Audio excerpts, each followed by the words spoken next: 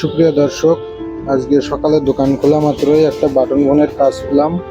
এই ফোনটার সমস্যা ছিল অন করলে আবার বন্ধ হয়ে যায় অটোমেটিক, এবং চার্জও দিলে চার্জ দাঁড়ায় না, শুধু চার্জিং শো করে, কিন্তু অন করতে গেলে আবার বন্ধ হয়ে যায়। এখন ব্যাটারি রিপেয়ারের মাধ্যমে আমরা এই সমস্যাটা সমাধান করব। পুরো ভিডিওটা সাথে থাকুন এবং দেখতে থাকুন কীভাবে আমরা সমস্যাটি সমাধান করি।